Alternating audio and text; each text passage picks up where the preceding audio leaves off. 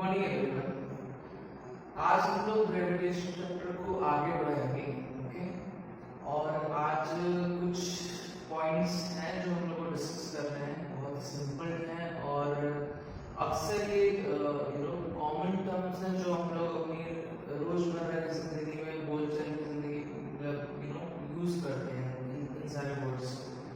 So clear रहना चाहिए। बहुत सारे लोग क्लियर नहीं रहता है, पढ़ लेते हैं लेकिन नहीं पता कि भाई मास और वेट में फर्क क्या होता है, ग्रेविटी क्या होती है, सब चीज़ें नहीं पता होता है। तो today just we will try to discuss and put some more light on this particular topic so that we are able to clear our concepts, because this is very important if you are reading the gravitation chapter, and if you don't know these important keywords then there is no point of understanding this particular topic. So let's begin with the first thing, gravity. देखिए gravitation chapter पढ़ रहे हैं और gravity का जिक्र ना है ऐसा हो नहीं सकता है। तो हम लोग को समझना है कि आखिर ग्रेविटी होती क्या है, ठीक है। देखो ग्रेविटी बेसिकली ना ग्रेविटेशनल फोर्स, अच्छा पहले ग्रेविटी से ज्यादातर ग्रेविटेशनल फोर्स समझते हैं, फिर से एक बार रिवाइज कराता हूँ ग्रेविटेशनल फोर्स क्या होता है। सर आप बताओगे सर ग्रेविटेशन कुछ नहीं सर, अगर मान लीजिए आपके पास एक मास है सर, ठीक है, और सर एक दूसरा मास है कुछ यहाँ पे इस तरह का। मैंने मास का शेप इसलिए इस तरह बनाया था कि आप लोगों को ऐसा लगे हमेशा गोल पे ही फोर्स होता है, कैसा भी शेप हो उसके पास मास होना चाहिए, ठीक है। इसका मास मान लीजिए m1 है और इसका मास मान लीजिए m2 है, ठीक है। तो आपने ग्रेविटेशनल लॉ ऑफ ग्रेविटेशन पढ़ा था कि अगर कोई दो मास एक दूसरे के पास रखते हैं तो वो दोनों एक दूसरे पर अट्रैक्शन फोर्स लगाते हैं जिसकी वैल्यू होती है F gravitation is equal to G m1 m2। m1 m2 क्या है, एक इस बॉडी का मास एक इस बॉडी का mass upon r square. What is r? R is the distance from the center of one body to the center of another body, और distance को हम लोग ऐसे करके ऐसे नापते हैं, this is r, ठीक है। ये आपने बेसिकली पढ़ा था, मतलब पहले जो लेक्चर में हम लोग को बताया गया था कि ग्रेविटेशन फोर्स जो होता है, ग्रेविटेशन फोर्स, ग्रेविटेशन मतलब मासेस के बीच में लगने वाला जो फोर्स होता है उसकी वैल्यू होती है F is equal to F मतलब क्या, फोर्स ऑफ ग्रेविटेशन, ये mg फोर्स ऑफ ग्रेविटेशन है, इक्वल टू है कैपिटल G m1 m2 को नाम से पढ़ा। जहाँ पे m1 m2 जो होता है मास होते हैं जो बॉडीज हैं, r उनके सेंटर में, बार बार बोल रहा हूँ बच्चों को डिस्टेंस हमेशा निकालने की दिक्कत होती है। अभी छोटी बॉडीज है, बड़ी बॉडीज आएंगी तो समझ में नहीं आएगा डिस्टेंस नापे कहाँ से। याद रखना, चाहे छोटी बॉडी हो चाहे बड़ी बॉडी हो, डिस्टेंस हमेशा उसके सेंटर से नापा जाता है, ठीक है। So r is the distance of the distance between the sectors of these two bodies, and g, what is g here? G is called gravitational constant, जो कि यूनिवर्सल कांस्टेंट है, मतलब पूरे दुनिया, पूरे यूनिवर्स में, पूरे मतलब ब्रह्मांड या और गैलेक्सीज में कहीं भी आप चले जाओगे, इस g की जो वैल्यू है वो चेंज नहीं होने वाली, वो कितनी रहेगी हमेशा 6.67, g की वैल्यू कितनी रहेगी 6.67 into 10 की power -11 newton metre square upon kg square. ये आपको वैल्यू याद होनी चाहिए, 6.67 into 10 की power -11 newton metre square upon kg square. तो ये हो गया ग्रेविटेशन फोर्स के बारे में। अभी सर ग्रेविटी क्या होती है, देखो gravity is just special name of gravitational force. मतलब जैसे तुम घर में मानो सपोज तुम्हारा नाम स्कूल में कुछ है, मैं एग्जांपल लेता हूँ, सपोज तुम्हारा नाम विनय है, ठीक है। तो तुम्हारा घर हो सकता है, घर का नाम तुम्हारा बबलू हो, पपलू हो, ठीक है, कुछ भी हो सकता है। तो there is no difference, it's just another name. In similar way, मतलब अगर हम ये बोलें कि विनय का पैर टूट गया तो डेफिनेटली बबलू या पप्पू जो भी हमारा घर का नाम है उसका भी पैर टूट गया होगा। ऐसा नहीं कि दोनों उसका विनय का टूटा है मेरा नहीं टूटा, ऐसा नहीं बोल सकते। These same person have two names in the similar way. Gravitational force or gravity, these two things are the same, बस एक अंतर है, उसमें क्या अंतर था, बबलू बबलू क्या था, नाम है, विनय भी नाम है, लेकिन दोनों में अंतर एक था। क्या अंतर था कि विनय जो है वो ऑफिशियल नेम है, जहाँ पे वो जाता है, पढ़ता है, काम करता है, वहां पे सब कुछ विनय आता है, और घर वाले लोग उसको बबलू के नाम से जानते हैं। ठीक है, तो डिफरेंस क्या है कि ये घर वालों के लिए है, वो बाहर वालों के लिए नाम है, बट है दोनों एक इंसान का नाम। ऐसे ही ग्रेविटी और ग्रेविटेशनल फोर्स है दोनों एक ही चीज। ठीक है, दोनों के दोनों ही फोर्स हैं, दोनों के दोनों ही फोर्स हैं, और फोर्स बिटवीन द मासेस है। ग्रेविटेशनल फोर्स आखिर है क्या, the force between the two masses, they attract each other with this formula gm1 into the square, it's called gravitational force. Gravity भी क्या है, force है between the masses with the same formula. The only difference is that wherever we use the word gravity, जब भी हम word use करेंगे gravity, ये बात दिमाग में रख लेना कि यहाँ पर कोई भी दो बॉडीज हैं, जब हम लोग ग्रेविटी यूज करेंगे तो डेफिनेटली एक कोई बॉडी में से, इनमें से या तो m1 या तो m2, कोई भी एक बॉडी जो है हमारी क्या बन जाएगी, अर्थ बन जाएगी। ठीक है, हमारी बॉडी एक कोई बॉडी में से कोई बॉडी क्या हो जाएगी, अर्थ बन जाएगी। मतलब जब अर्थ हम पे किसी भी चीज पर ग्रेविटेशनल फोर्स लगाती है तो उसको ग्रेविटी भी बोला जा सकता है। मतलब अगर हमने 1 किलो प्याज रखा और 4 किलो टमाटर रखा, इनकी भाई दोनों के पास मास है 1 किलो और 4 किलो, इनके बीच में भी अट्रैक्शन फोर्स लग रहा होगा, इसको हम लोग ग्रेविटी नहीं बोल सकते, इसको हम लोग ग्रेविटेशनल फोर्स ही बोलेंगे। लेकिन उसी 1 किलो टमाटर पे जो अर्थ के साथ है, अर्थ के पास भी मास है, 1 किलो टमाटर के पास भी मास है, इन दोनों के बीच में जो फोर्स लग रहा होगा इसको हम लोग ग्रेविटी बोल सकते हैं, क्योंकि उसमें एक जो बॉडी है, दोनों में से एक बॉडी वो अर्थ हो गई। ठीक है, आपने बोले, आप बोलोगे सर कि मैंने तो सुना सर मून की भी ग्रेविटी होती है, मून की ग्रेविटी, तो देखो मून की ग्रेविटी मतलब ग्रेविटी बोलते समझ लो कि प्लैनेट कोई ना कोई इन्वॉल्व होगा, मैं ये नहीं बोल रहा हूँ कि बस अर्थ का ही होगा, प्लैनेट को इन्वॉल्व होगा। ठीक है, अब मैंने मून की ग्रेविटी बोली तो मतलब दूसरी बॉडी कुछ भी हो, लेकिन एक बॉडी मून होगी। ठीक है, अब सर मून सैटेलाइट है, अगर समझो कि ये कोई सेलेस्टियल बॉडी की बात की जा रही है। ठीक है, तो ग्रेविटी वर्ड समझे ना, ग्रेविटी कुछ और नहीं है, it is just a gravitational force. ठीक है, तुमसे कोई पेयर पूछ लो, घुमा के पूछते हैं what is the unit of gravity, अब बच्चे सोचते हैं कि यार ग्रेविटी की यूनिट क्या होगी, कई बच्चे तो बोलते हैं मीटर पर सेकंड स्क्वायर, गलत है। Gravity is just another name of a gravitational force, it's just a special case of gravitational force. तो ग्रेविटेशनल फोर्स की यूनिट क्या होती है, फोर्स बोलते लोग सर, फोर्स न्यूटन होगा, चाहे कैसा भी फोर्स हो सर, फ्रिक्शनल हो, मैकेनिकल हो, मस्कुलर हो सर, मतलब जैसा भी फोर्स हो, फोर्स है तो यूनिट न्यूटन होगी, पर सर ग्रेविटी का नहीं।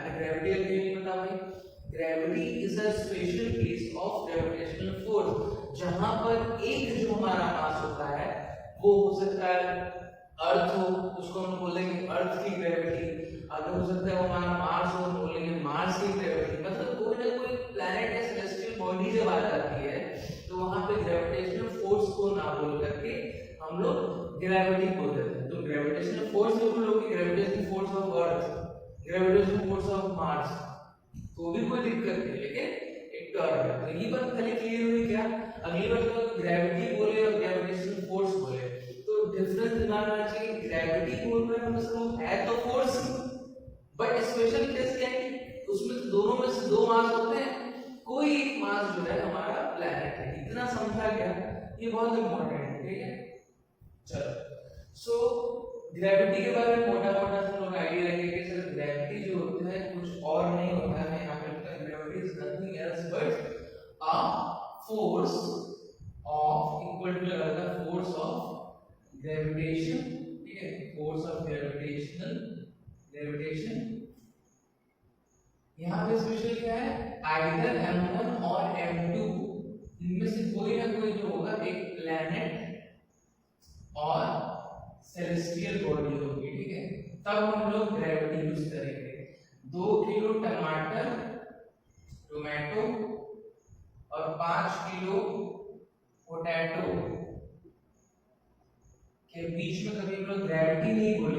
क्या बोलेंगे, ग्रेविटेशनल फोर्स बोलेंगे, ग्रेविटेशनल फोर्स बोलेंगे। लेकिन अगर मान लो ये हमारा अर्थ है, सपोज ये हमारी अर्थ है, तो अर्थ आगे ना एक मास अर्थ, इन दोनों के बीच में जो कोई फोर्स लग रहा होगा, कहीं यहाँ भी मास है, इसके बाद भी मास है, मास मास है तो फोर्स लगेगा ही लगेगा। अब यहाँ पे हम बोल सकते हैं कि ये जो है ग्रेविटी लगा रहा है, ग्रेविटी ऑफ अर्थ और ग्रेविटेशनल फोर्स बाय, हम दोनों बोल सकते हैं। अभी जो ग्रेविटेशनल फोर्स मैंने बोला था, ठीक है, ग्रेविटेशनल फोर्स मैंने बोला था, यहाँ भी बोल सकता हूँ, लेकिन उसका एक और नाम, इसके पास एक और ऑप्शन है ग्रेविटी बोलने का। इतना समझ में आया क्या? ठीक है, so this is the difference between, sorry,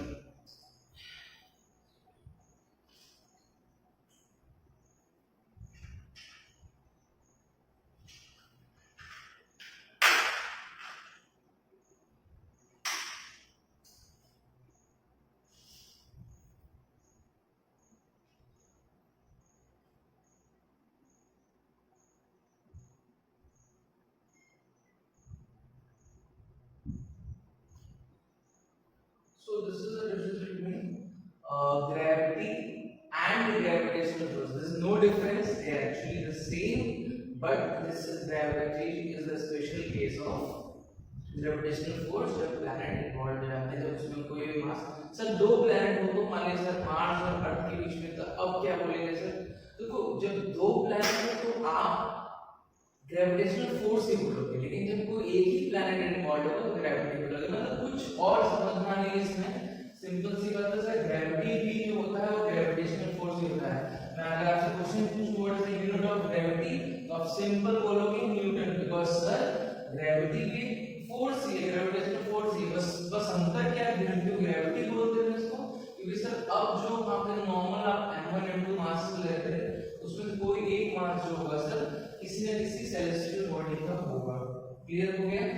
चलिए अब इसके जो अगला कॉन्सेप्ट है जो हम लोग को स्टडी करना है वो है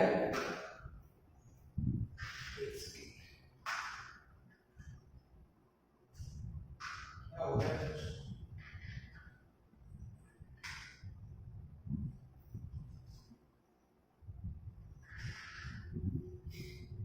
ये छोड़ ही नहीं रहा है, छोड़ दे रहे।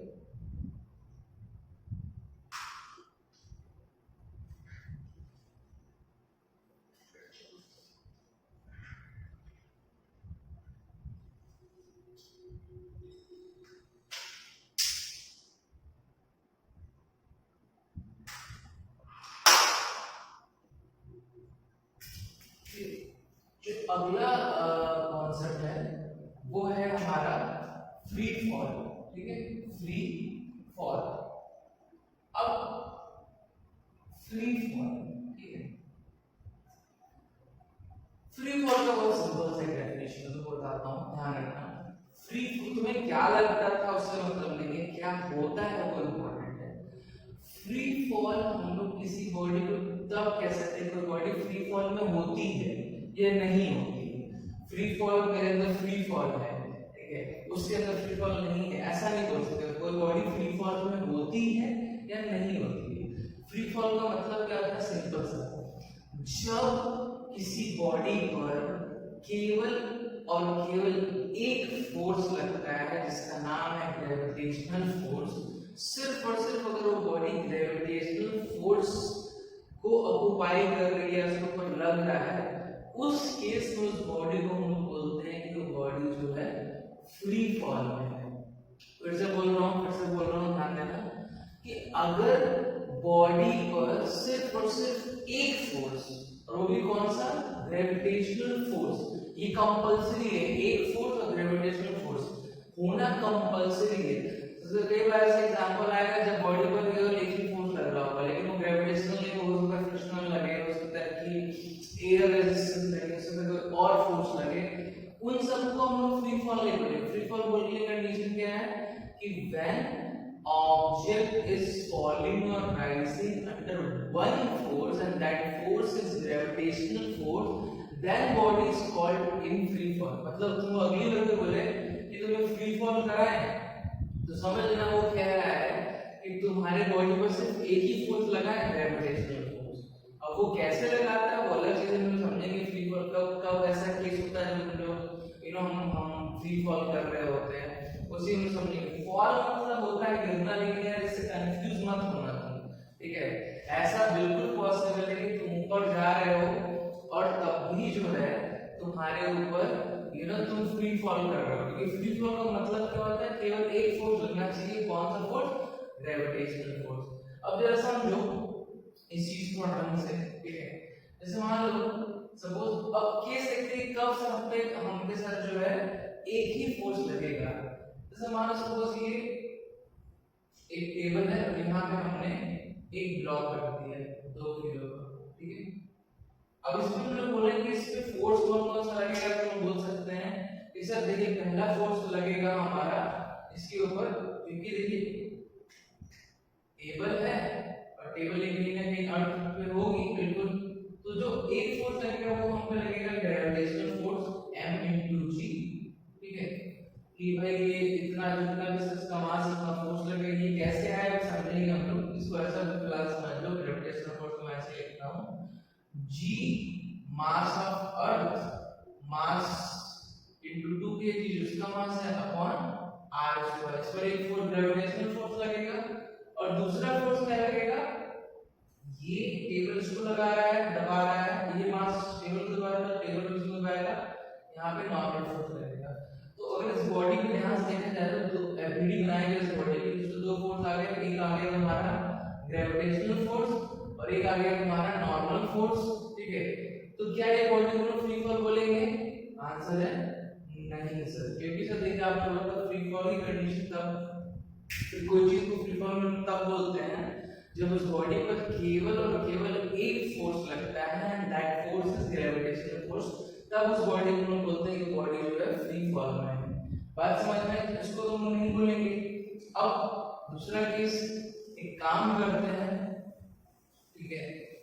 एक बिल्डिंग है, मान लो सपोज ये हमारा ग्राउंड है, ये हमारी बिल्डिंग है, ठीक है। यहां से मैंने एक बॉल को ड्रॉप किया, बॉल को ड्रॉप किया। अब जरा देखते हैं इस बॉल पे कौन कौन सा फोर्स लग रहा है, ठीक है। तो यहां देखो तो इस बॉल पर अब जो है केवल और केवल एक फोर्स लग रहा है, वो है gravitational force Fg, gravitational energy Gm of earth mass of ball जो भी है अपॉन r। ये ग्रेविटेशनल फोर्स की वैल्यू ये होती है। ग्रेविटेशनल फोर्स की वैल्यू भूलना मत, हम लोग जब क्वेश्चन दिया है इस तरह से ग्रेविटेशनल फोर्स निकालिए, मास ये दिया है, ये मास दिया, रेडियस दिया, तो हम तुरंत फॉर्मूला लगा देते हैं कि Gm/2 बनाने से लगा दो निकल जाएगा। लेकिन जब वही हम लोग नॉर्मल बोलचाल की भाषा में बात करते हैं कि यार इस बॉडी पे ग्रेविटेशनल फोर्स लग रहा है, कितना लग रहा होगा, तो हमारा दिमाग सोच नहीं पाता आखिर ग्रेविटेशनल फोर्स ही है ना। जो फोर्स का फॉर्मूला पढ़े तो वो कहीं गलत तो होगा नहीं, यानी कि अगर किसी बॉडी में ग्रेविटेशनल फोर्स निकालना है तो 3-4 चीजें चाहिए। पहले तो जी की वैल्यू चाहिए, वो हमें याद है 6.67 × 10⁻11 न्यूटन मीटर स्क्वायर पर केजी स्क्वायर। मैं खुद अपने वीडियो में कम से कम 10 बार बोलता हूं ताकि आप लोग बोलें, मुझे याद हो गया, आप लोगों को भी याद हो जाए, ठीक है। उसके चाहिए हम लोग को जी की वैल्यू मिल गई, उसके बाद हमको चाहिए मास ऑफ अर्थ, तो तुम्हारे पास रहता है मास ऑफ बॉडी को हम लोग को पता ही होगा, r की डिस्टेंस कितनी है, कहां से, इसके सरफेस से ही डिस्टेंस पूछा है, कहां से डिस्टेंस चाहिए हम लोग को, सेंटर से। जैसे मान लो हमारा अगर अर्थ है ये, ठीक है, तो कई लोगों को लगता है कि यहां से डिस्टेंस नापते हैं ना, डिस्टेंस जो होता है अर्थ के सरफेस से ऊपर जो नापते हैं उसको हाइट बोलते हैं, ठीक है। डिस्टेंस नापने के लिए r की वैल्यू क्या होती है, r क्या आता है बताओ, r क्या होता है फॉर्मूले में, r is the distance between the two bodies from their centers, okay. तो इसका सेंटर तो ये हो गया, और इस दोनों की डिस्टेंस कहां पे जाएगी, ये नीचे जाएगी, यहां पे अर्थ का सेंटर होगा वहां पे जाएगी, है ना। तो ये अगर हमको पता हो तो हम ग्रेविटेशनल फोर्स निकाल लेंगे, कहीं भी कभी भी निकाल लेंगे ग्रेविटेशनल फोर्स। खैर अब मैंने बिल्डिंग से बॉल को फेंका, ठीक है, तो बिल्डिंग से जब बॉल को फेंका तो उसका हमने देखा कोई नहीं फोर्स लग रहा है, सिर्फ एक ही फोर्स लग रहा है। और सर मैंने बोला था कि जब भी किसी बॉडी पर एक फोर्स लगे और वो फोर्स कौन सा हो, ग्रेविटेशनल फोर्स, तो उस बॉडी को हम बोल सकते हैं कि बॉडी जो है फ्री फॉल में है। तो बोल सकते हैं कि इस बॉडी को फ्री फॉल में है, तो आंसर इज यस, ये ये बॉडी जी फ्री फॉल में है। अब देखो मैंने बोला था ना कि फॉल से लोग समझते हैं कि हमेशा गिरेगा। अब सपोज मान लो मैंने एक बॉल यहाँ से ली, ठीक है, और उस बॉल को ऊपर फेंक दिया। अब जब बॉल मेरी यहाँ कहीं पहुंची, ये यहाँ तक जाएगी बॉल, ठीक है, ये बॉल कहीं यहाँ पहुंची, तो अब ये बॉल क्या कर रही है, फ्री फॉल कर रही है कि नहीं कर रही है? ये देखो सर, बोलो फ्री फॉल कर रही है कि नहीं कर रही है? सर वो देखने के लिए हम लोग को सर बस सिंपल सा देखना पड़ेगा फोर्स कितने लग रहा है। अगर फोर्स एक लग रहा है और वो भी ग्रेविटेशनल फोर्स लग रहा है तो ही सर वो फ्री फॉल कर रही है, अदरवाइज नहीं कर रही है। तो मैंने देखा कि इसमें कौन सा फोर्स लग रहा है, सर एक ही फोर्स लग रहा है नीचे की तरफ, m into g, और ऐसा बोल सकते हो gravitational force Fg is equal to g m mass of ball upon ये भी जो भी डिस्टेंस होगी, मान लो अगर सपोज ये इससे h दूरी पे गया है तो h plus radius of the earth r, ये यानी कि r प्लस h का होल स्क्वायर। ये r प्लस क्योंकि पूरा डिस्टेंस आपका, ठीक है, इतना फोर्स लगेगा। तो अभी भी फोर्स देखो एक ही लग रहा है। इस वक्त ये ऑब्जेक्ट ऊपर जा रही है, इस वक्त ये ऑब्जेक्ट नीचे आ रही है, मतलब फॉल से कभी समझना है कि हमेशा नीचे जाएगा। देखो दोनों ही फ्री फॉल कर रहे हैं, दोनों ही फ्री फॉल कर रहे हैं। फ्री फॉल का मतलब होता है कि बॉडी पर केवल और केवल एक ही फोर्स लगे, और वो कौन सा फोर्स होगा? Gravitational force. बिल्कुल सर, बॉडी पर एक ही फोर्स लग रहा है, वो भी कौन सा फोर्स लग रहा है? ग्रेविटेशनल फोर्स लग रहा है सर, ठीक है, इसलिए ये बॉडी जो है फ्री फॉल कर रही है। So now you know what is the meaning of free fall. Free fall के लिए आपको सिर्फ एक सोचना चाहिए, कभी आपको एहसास करना हो कि फ्री फॉल जो है वो कैसा होता है, कैसा सा फीलिंग आता है, तो just you have to go on the top of the building, don't do this, okay, just explaining you. मतलब अगर आपको करना भी है तो नीचे कम से कम 10-15 गद्दे लगा के फर्स्ट फ्लोर से, ज्यादा नहीं, फर्स्ट फ्लोर से जब जंप करते हो या जब एयर में होते हो या जब भी आप लॉन्ग जंप करते हो, हवा में होते हो ना, जब हवा में जाओ तो उसमें आपका सिर्फ एक ही फोर्स लगता है। जब भी कभी आप हवा में होगे, याद रखना, जब भी कभी आप हवा में होगे, चाहे वो ऊपर या कुछ नीचे या उससे फर्क नहीं पड़ता, उस वक्त आपकी बॉडी पर केवल और केवल एक फोर्स लगता है, वो है ग्रेविटेशनल फोर्स। उस वक्त आपकी बॉडी या आप खुद जो है फ्री फॉल कर रहे हो, तो फ्री फॉल को एक्सपीरियंस भी कर सकते हो। इतना समझ में आया कि फ्री फॉल के बारे में, फ्री फॉल होता क्या है। और अगले वीडियो में बोले फ्री फॉल को समझ जाना है कि बस उस बॉडी पर एक फोर्स लग रहा होगा और वो फोर्स ग्रेविटेशनल फोर्स होगा, वो भले ऊपर जाए, नीचे जाए, साइड में जाए। अगर मान लो मैं बॉल को ऐसे फेंक दूं, इस तरह से यहाँ से बॉल लूं और ऐसे फेंक, तो अब क्या ये फ्री फॉल नहीं कर रहा है, यहाँ जब पहुंचेगा यहाँ पे तो क्या होगा? अभी भी देखो उसमें एक ही फोर्स लग रहा है, ये भी फ्री फॉल कर रहा है। मतलब फ्री फॉल का मतलब फॉल से मतलब गिरने वाला होगा, किधर भी जा सकता है। वो रूल एक है कि एक ही फोर्स लगना चाहिए, वो है ग्रेविटेशनल फोर्स। इतना क्लियर हुआ क्या? ठीक है, चलो तो फ्री फॉल हम समझ गए। हम समझ गए ग्रेविटी क्या होता है। ग्रेविटी कुछ नहीं है सर, ग्रेविटेशनल फोर्स का ही एक और नाम है। तब हम लोग उस नाम को इस्तेमाल करते हैं सर, जैसे बबलू सर एक नाम है सर, उसी बिना नाम के बच्चे का इस्तेमाल हम तब करते हैं सर जब वो घर पे होगा तो बबलू बोलेंगे, जब वो बाहर होगा तो बिना बोलेंगे। ऐसे से ग्रेविटेशनल फोर्स, ग्रेविटी में क्या आता है सर? ग्रेविटेशनल फोर्स एक जनरल फोर्स है, दो मासेस के बीच में लगने वाला फोर्स है। ग्रेविटी भी सर दो मासेस के बीच में लगने वाला फोर्स है, पर वो स्पेशल है क्यों? क्योंकि वहां पर एक मास कोई ना कोई सेलेस्टियल बॉडी है, कोई प्लैनेट है, सैटेलाइट होगा, ठीक है वो भी। ग्रेविटी भी सर एक तरह से ग्रेविटी भी ग्रेविटेशनल फोर्स ही है, इसीलिए तो ग्रेविटी यूनिट क्या बोलते हैं? न्यूटन बोलते हैं, ठीक है। न्यूटन मतलब क्या हो गया? फोर्स, ठीक। चलो अब फोर्स आपने सेकंड चैप्टर पढ़ा है अच्छे तरीके से, force and loss of motion, ठीक है। आपको ये बात क्लियर है कि जब भी कभी किसी बॉडी पर फोर्स लगता है या नेट फोर्स लगता है तो वो फोर्स जो है उस बॉडी में कुछ क्रिएट करता है। क्या क्रिएट करता है? एक्सीलरेशन क्रिएट करता है, करेक्ट, ठीक है।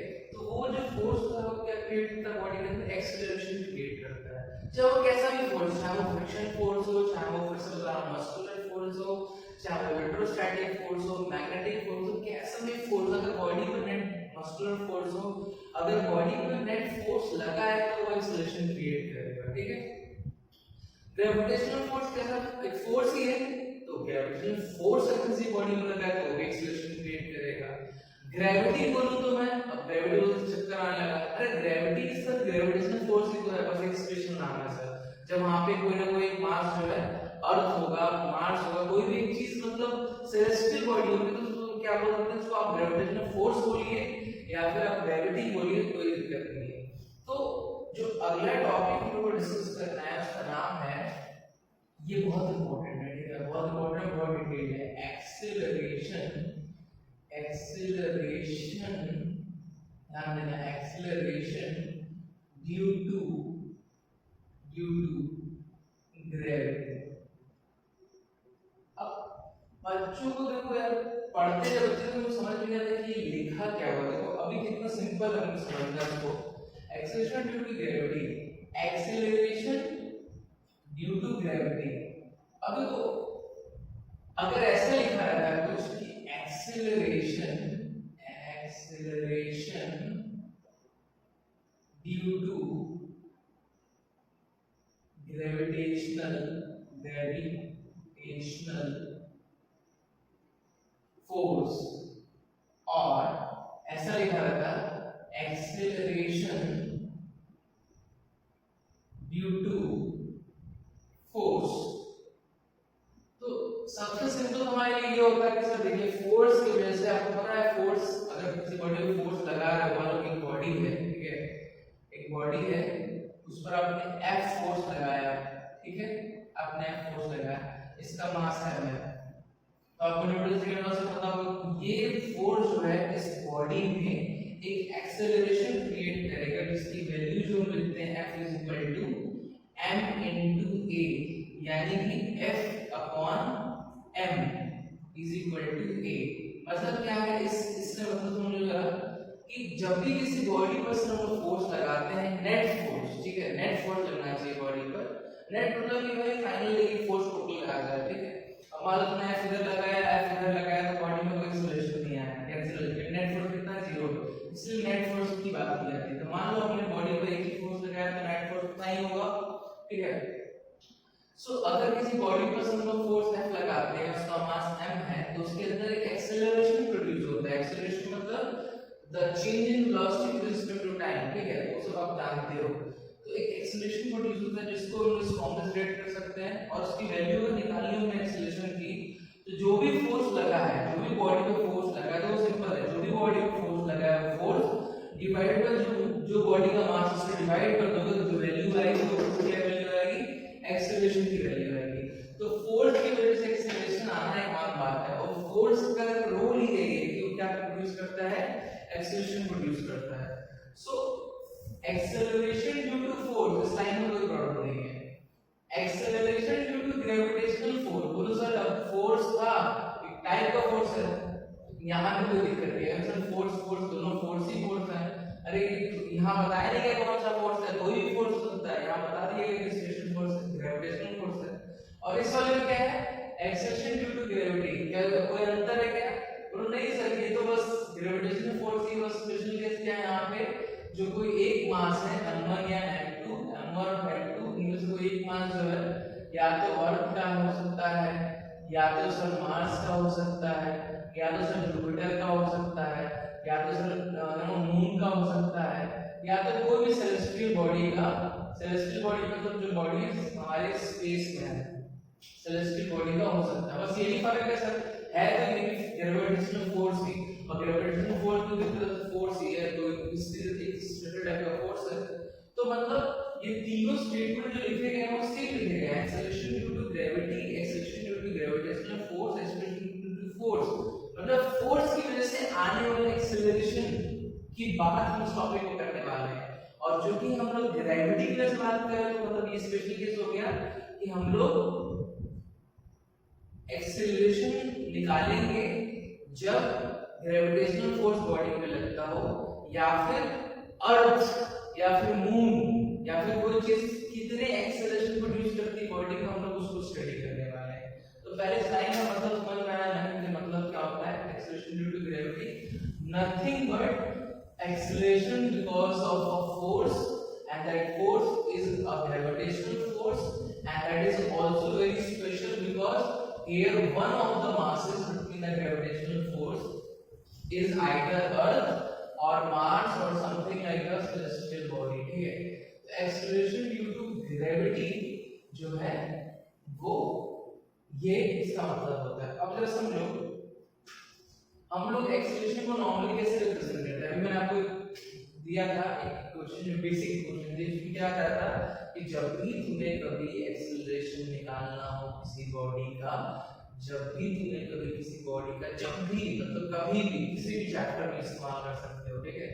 जब भी कभी तुम्हें एक्सेलरेशन निकालना हो किसी बॉडी का, तो उस बॉडी पर लगने वाला फोर्स और उस बॉडी के मास को आपस में डिवाइड कर दो, जो क्वांटिटी आएगी उसको हम क्या बोलते हैं, एक्सेलरेशन बोलते हैं। बात समझ में आई, ठीक है।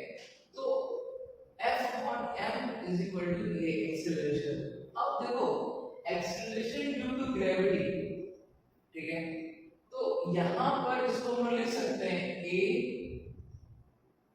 ड्यू टू ग्रेविटेशनल फोर्स, ये है ग्रेविटी मतलब ग्रेविटेशनल फोर्स, ये बस स्पेशल केस क्या अर्थ वगैरह, ठीक है। तो यहाँ पर क्या करते हैं हम लोग, थोड़ा सा डिफरेंस रखने के लिए हैव एक्सेलरेशन, फिर से वही यार, विनय और बबलू, बबलू को 1 करोड़ रुपए मिल गए, मतलब विनय को भी मिल गए, वो दोनों चीज अलग अलग नहीं है, ठीक है। ऐसे ही जनरली हमारे एक्सेलरेशन का सिंबल क्या होता है, a होता है। जनरली हमारे ग्रेविटेशनल फोर्स का वैल्यू का सिंबल क्या होता है, Fg होता है, ठीक है। लेकिन जब हम लोग अर्थ की बात करते हैं या किसी सेलेस्टियल बॉडी की बात करते हैं, थोड़ा सा डिफरेंस कर देते हैं, ठीक है। एक्सेलरेशन ड्यू टू ग्रेविटी को हम लोग रिप्रेजेंट करते हैं g से। याद रखना यार, बस ये अलग रिप्रेजेंटेशन है a और g, यानी कि इस क्वांटिटी और इस क्वांटिटी में कोई फर्क नहीं है, दोनों की दोनों एक्सेलरेशन है। बट तुम समझ जाओ, समझ तुम अगर कहीं दिखता है a, तुम समझ जाओगे कि भाई ये सुनता कोई नॉर्मल सा फोर्स होगा, उसकी वजह से उस मास में एक्सेलरेशन आ रहा होगा, ठीक है। g तुम दिख जाए कहीं पे तो समझ लेना कि ये भी एक एक्सेलरेशन है, बस फर्क है यहाँ पे फोर्स कौन सा था, ग्रेविटी था। ग्रेविटी क्या होता है, तो ग्रेविटी कुछ नहीं होता है, ग्रेविटी बेसिकली ग्रेविटेशनल फोर्स ही है, बस वहां पे एक मास कोई अर्थ होगा या कोई सेलेस्टियल बॉडी, इसलिए ग्रेविटी बोल रहा है, ठीक है। तो gravitational force is equal to gravity when the any of the masses is either earth or Mars or Jupiter or something like that, and acceleration due to gravity can be represented by a, because acceleration को a से represent करते ही करते हैं, उसका अधिकार है, लेकिन हम लोग थोड़ा समझने के लिए g से रिप्रेजेंट करते हैं। जब भी कोई में एक्सेलरेशन g से रिप्रेजेंट करेगा, समझ जाना कि यहाँ पे ग्रेविटी वाला ग्रेविटी इन्वॉल्व होगी, ठीक है। ग्रेविटी मतलब कि कोई अर्थ फोर्स लगा रही होगी या फिर अर्थ फोर्स लगा रही होगी। तो तुम्हारे सिलेबस में सिर्फ अर्थ का ही डिस्कशन है कि अर्थ कितना फोर्स लगाती है, अरे अर्थ फोर्स लगाएगी उसको ग्रेविटेशनल फोर्स बोलेंगे या फिर ग्रेविटी बोल सकते हैं, और फोर्स लगाए तो एक्सेलरेशन आएगा ही आएगा, उसको तुम a से रिप्रेजेंट कर दो या फिर स्मॉल g से। याद रखना स्मॉल g, बच्चों को अक्सर स्मॉल g और कैपिटल G में कंफ्यूजन होता है। मैंने आपको होमवर्क में दिया था स्मॉल g और वर्सेस कैपिटल G में डिफरेंस निकालने के, आज फिर से हम इसको स्टडी करेंगे। लेकिन इतना समझ में आएगा कि स्मॉल मतलब ये स्मॉल g का मतलब क्या होता है। Small g is nothing but it's a acceleration. जैसे हम एक्सेलरेशन को a से दिखा देते वैसे हम लोग g से भी दिखा सकते हैं। g क्यों दिखाते हैं, जब एक्सेलरेशन ड्यू टू ग्रेविटी होता है। ग्रेविटी का मतलब वो सर ग्रेविटेशनल फोर्स है, ठीक है। चलो तो अब जो है हम इसमें ऐसे रह देता हूं, सोचने की लिख देता हूं। अब हम लोग जो है थोड़ा डिराइव करते हैं कि what is the value of g on the earth surface, ठीक है। चलो देखते हैं। जैसे मान लो ये हमारा अर्थ, इट्स नॉट सो सर्कुलर, ठीक है। एक्चुअली में आप देखें तो कैसी अर्थ होगी हमारी, थोड़ी सी यहाँ पे ऐसे ऐसे कुछ ले हुई है ना, कुछ हमारी अर्थ जो है ऐसे ले हुई है। दीज आर कॉल्ड इक्वेटर्स, ये जो बड़ी वाले इसको इक्वेटर बोलते हैं हम लोग, और इस वाले को हम लोग क्या बोलते हैं, यहाँ वाले पॉइंट को क्या बोलते हैं,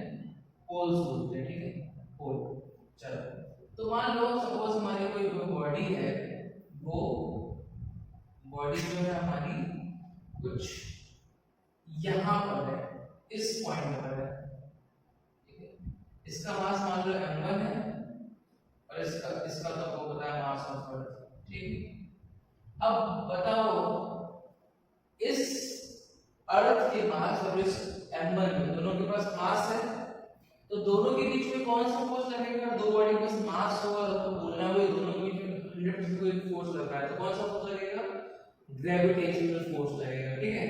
तो इन दोनों के बीच में ग्रेविटेशनल फोर्स लगेगा और देखो इधर फोर्स लगेगा, कहां से कहां तक नापते हैं हम फोर्स? देखो फोर्स कैसी क्वांटिटी है? यदि बोलो वेक्टर स्केलर, वेक्टर क्वांटिटी है, फोर्स एक वेक्टर क्वांटिटी है, ठीक है। वेक्टर क्वांटिटी का मतलब क्या होता है?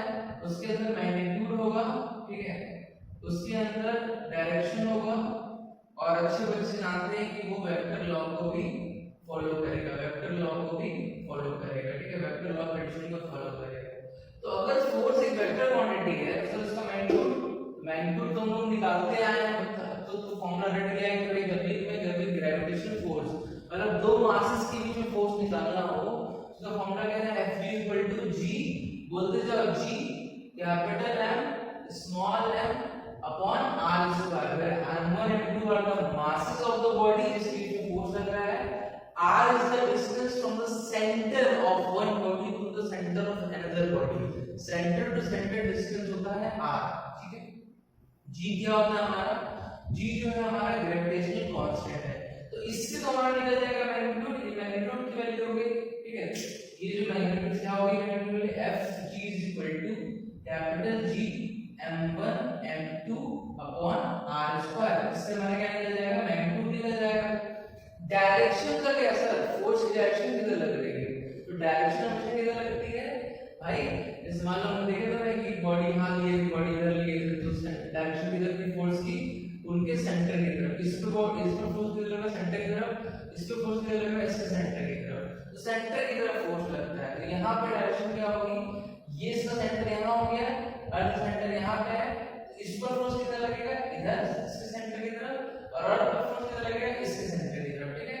तो this is the direction of the force. So from next time whenever somebody asks you to draw the direction of gravitational force, simple है, उन जो भी दो बॉडीज के अंदर फोर्स निकालने बोला गया, मैग्नीट्यूड तो निकाल दोगे, कैसे निकाल दोगे मैग्नीट्यूड?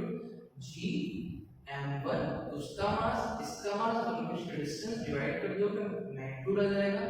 डायरेक्शन को बोले उसके सेंटर से इसके सेंटर पे लेकर लाइन ड्रा करोगे और उस वाले फोर्स पे उसके सेंटर की तरफ, इस वाले बॉडी पे फोर्स उसके सेंटर की तरफ डायरेक्शन लगे, ठीक है। तो इस तरीके से हम लोग ग्रेविटेशनल फोर्स का मैग्नीट्यूड और डायरेक्शन निकाल लेते हैं। ये सब रिवीजन चल रहा है, आप लोगों ने इसको बहुत बार किया है, ठीक है, बस एक रिवीजन चल रहा है। मैं आपको यहां पे समझाता हूं एक्सेलरेशन ड्यू टू ग्रेविटी, ठीक है। एक्सेलरेशन ड्यू टू ग्रेविटी, बार-बार दिमाग में रखो, ग्रेविटी सर कुछ नहीं है, ग्रेविटेशनल फोर्स है, मैं कई बार बता चुका हूं ताकि आपको चीजें क्लियर हो जाए। ग्रेविटी कुछ नहीं है, ग्रेविटेशनल फोर्स है। अब देखो इस अर्थ का मास जो है वो हमारा m ही है, इस बॉडी का मास m1 है, ठीक है। मुझे निकालना है ग्रेविटेशनल फोर्स लग कितना रहा है, ठीक है। पहले फोर्स निकालने के लिए एक्सेलरेशन निकालेंगे। मैंने कहा ये मान लो ये जो इंडिविजुअल डिस्टेंस सेंटर से सेंटर के बीच में, अब ये कोई मस्त नहीं सर आपने ऐसे ही नहीं नापा, ये हाइट नहीं नापी, देखो डिस्टेंस हमेशा हम लोग सेंटर टू सेंटर नापते हैं, ठीक है। तो कितना हो जाएगा? F G, यानी ये समझ सकते हैं लोग gravitational force between earth and mass m1 is given by capital G, mass of earth, mass of that object m1 upon initial distance radius of earth का होल स्क्वायर। ये हमारे फोर्स की वैल्यू आ गई, तो फोर्स की value आ गई। अब एक बात बताइए सर कि जब भी किसी ग्रेविटेशनल फोर्स लगे उसमें कोई चीज अर्थ हो या फिर मास हो या फिर अर्थ हो या मार्स हो या जुपिटर हो या प्लैनेट हो, तो उसमें क्या बोल सकते हैं? और इसको ग्रेविटी भी बोल सकते हैं, बोल सकते हैं, नहीं बोल सकते ग्रेविटी, ठीक है। तो दिस इज द ग्रेविटी, कितना आ गया value F equal to G me m1 upon r square. Gravitational force बोल सकते हो या फिर ग्रेविटी बोल सकते हो, mean the earth and the mass. तो वैल्यू जो है दोनों की वही आएगी, सेम आएगी, सेम। अब तुम्हें क्या हुआ, इस बॉडी m1 की मैं बात कर रहा हूँ, इसको मैं थोड़ा सा इसकी बात कर रहा हूँ। इससे पूछा जाए m1 को फोन लगाया जाए, हेलो m1 तुम पे कितना फोर्स लग रहा है, तो m1 क्या बोलेगा, यार मुझ पर जो है G me m1 upon r square वाला फोर्स, उतना फोर्स मुझ पे लग रहा है, ठीक है, उतना फोर्स मुझ पे लग रहा है, ठीक। बोले थे कि यार m1 तुम बता सकते तुम पर एक्सेलरेशन कितना लग रहा है, m1 बोलेगा यार बहुत सिंपल है, कैसी बात कर रहे हो तुम, मुझ पे फोर्स पता है मुझे कितना लग रहा है, मुझको मेरा मास पता है, सर ने बताया था कि जब भी किसी बॉडी का एक्सेलरेशन निकालना उस पर लगने वाला नेट फोर्स और उसके मास को डिवाइड कर दो, जो भी चीज आएगी तुम्हारी क्या आ जाएगी, तुम्हारा एक्सेलरेशन आ जाएगा। बोला यार बिल्कुल निकाल सकता हूँ एक्सेलरेशन, उसने लिखा कि लिखो एक्सेलरेशन ड्यू टू, मैं ध्यान से लिख रहा हूँ, acceleration due to gravitational force, और यहाँ पे लिख सकते हैं ग्रेविटी। ग्रेविटी क्यों लिख रहे हैं, क्योंकि यहाँ पे एक मास जो है हमारा वो अर्थ का है, is equal to Fg upon m, जितना भी फोर्स लगेगा ग्रेविटेशनल फोर्स डिवाइड उसको मास डिवाइड कर दो, मास कितना है हमारा m1 मास है, ठीक है। मैंने कहा आप लिखते हैं, आपको दिख रहा होगा गाइस, मैं उसको यहां लिखता हूं, फिर साइड में लिखा नाम से। तो मैंने कहा एक्सेलरेशन ड्यू टू ग्रेविटेशनल, मैं बार बार बता रहा हूँ ग्रेविटेशनल फोर्स और ग्रेविटी में कोई अंतर नहीं है, ग्रेविटी बस एक स्पेशल केस है। ग्रेविटी का मतलब इस्तेमाल करेंगे जब कोई मास जो है वो या तो सेलेस्टियल बॉडी हो, ठीक है, तो एक्सटेंड टू ग्रेविटेशनल फोर्स यहाँ पे ग्रेविटी इस्तेमाल कर सकते हैं, क्योंकि ये चीज क्या है, हमारा एक मास कौन सा है, अर्थ है, तो ग्रेविटी इस्तेमाल कर सकते हैं, is equal to, sir extension निकालने का रूल क्या होता है, force divided by mass given दीजिए। मैंने कहा ठीक है, फोर्स की वैल्यू कितनी है, फोर्स है हमारा g and mass of earth, mass of body m1 upon distance r square divided by acceleration निकालना है इस बॉडी पर, ठीक है, तो इसी बॉडी का मास डिवाइड करेंगे m1 से m1 कैंसिल आउट हो गया, क्या आंसर आ गया, g me upon r square, ये आ गया, बोलो, ठीक है। मैंने कहा ठीक है सर, ये हमारा एक्सेलरेशन ड्यू टू ग्रेविटी आ गया, एक्सेलरेशन ड्यू टू ग्रेविटी, और इसकी यूनिट क्या होगी, ये एक्सेलरेशन की वैल्यू है, एक्सेलरेशन की यूनिट क्या होगी, सर एक्सेलरेशन की यूनिट जो होती है सर क्या होती है, मीटर पर सेकंड स्क्वायर। इसका सिंबल क्या होगा, a लिखें कि g लिखें, सर आप a लिखिए g लिखिए दोनों सही है सर, लेकिन चूंकि सर अब देखिए हमारी अर्थ इन्वॉल्व है, ठीक है, कोई प्लैनेट चीज हम लोग g से सर रिप्रेजेंट करते हैं, ज्यादा बेटर समझ में आता है, हालांकि v लिखने की गलत नहीं है सर, लेकिन g लिखने से समझ में आ जाएगा तुरंत सर कि ये जो एक्सेलरेशन है वो किसी ग्रेविटेशनल फोर्स की वजह से आया है। सर कोई भी फोर्स हो वो एक्सेलरेशन प्रोड्यूस करेगा, लेकिन जब सर ग्रेविटेशनल फोर्स कुछ प्रोड्यूस करता है उसको हम g से सर लिख देते हैं, सिंपल है, ठीक है। तो मैंने बोला कि ये वैल्यू है, अब जरा ध्यान से देखना, मैं इसको मिटा रहा हूं, ठीक है, इसको मिटा रहा हूं,